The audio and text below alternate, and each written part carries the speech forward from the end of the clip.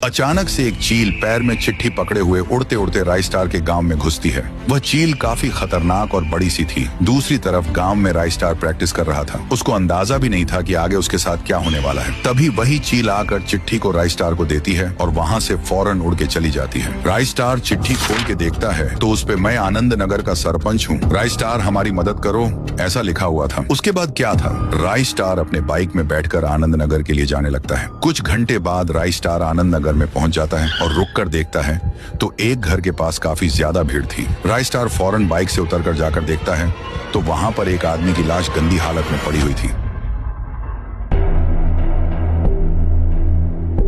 सरपंच राइस्टार को देख कहता है, अच्छा हुआ राइस्टार, तुम चिट्ठी पढ़ के आनंद नगर में आ गए। पहले तुम ये बताओ कि तुमने मुझे चिट्ठी क्यों भेजी और ये लाश क्या हो रहा है गांव में। सरपंच कहता है, क्या बताऊं राइस्टार, ये गांव धीरे धीरे खंडहर बनते जा रहा है। रोज यहाँ पर बड़ा सा एक सफेद भालू आता है।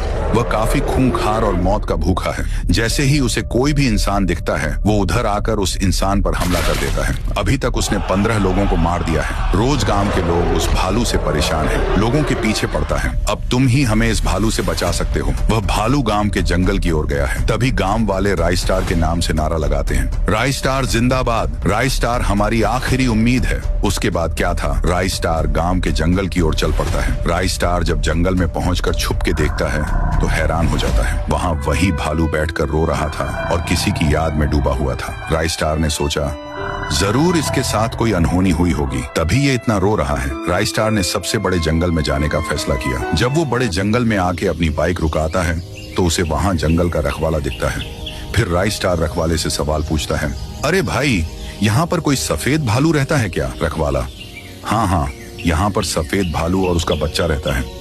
सफेद भालू उसके बच्चे की वजह से वहाँ से भाग गया है। राइस्टार, पर क्यों भागा वो भालू, उसके बच्चे को क्या हुआ। रखवाला, दरअसल दोनों जंगल में मजे से हंसी खुशी खेल रहे थे। मैं जब नाश्ता करने गया तब 2 शिकारी इस जंगल में बंदूक लिए घुस आए और बच्चे के पैर पर गोली मार के उसे पिंजरे में बंद कर दिए ताकि वो उसे बेच सके। वो भालू अपने बच्चे को खोने की वजह से कहीं तो भाग गया। दूसरी तरफ वो 2 शिकारी भालू के बच्चे को पिंजरे में बंद किए हुए थे। तभी उनके पीछे राइस्टार आता है और पिंजरे के ताले पर गोली मारता है।